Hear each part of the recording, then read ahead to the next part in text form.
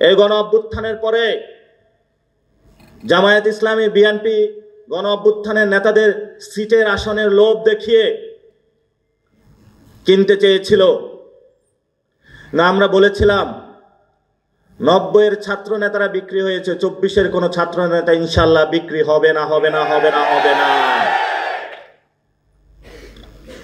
মরে যাবে আত্মমর্যাদার প্রশ্নে আমরা এক বিন্দু ইনশাল্লাহ ছাড় দিব না ইনশাল্লাহ। আমরা মাঠে অনেক রক্ত দিয়েছি,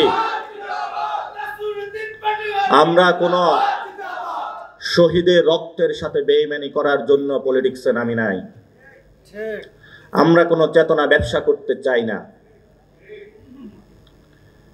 আমাদের অনেকে জিজ্ঞাসা করে যে তোমাদের তাহলে আদর্শ কি?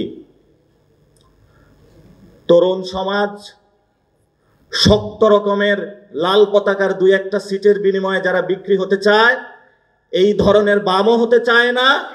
ধর্মকে ব্যবহার করে যারা প্রতিনিয়ত বাংলাদেশকে ধর্মকে বিপন্ন করছে, এই ধরনের ধর্ম ব্যবসায়ী হতে চায় না।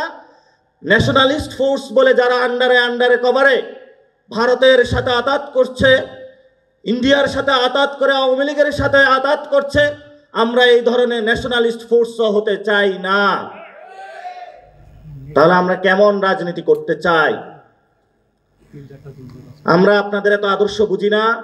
কোথায় আমরা মস্কো যাব, কোথায় লাল পতাকা উড়াবো, কোথায় সাদা পতাকা উড়াবো, কোথায় আমরা সৌদি আরব যাব?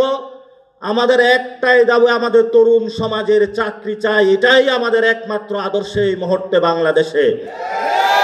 তরুণ সমাজের পেটে খাবার নাই। 300 আসনে গডফাদার দিয়ে আওয়ামী লীগের টাকা দিয়ে কয়টা মানুষ কিনতে পারবেন? কিন্তু বাংলাদেশের 90% মানুষের পেটে এখন খাবার নাই।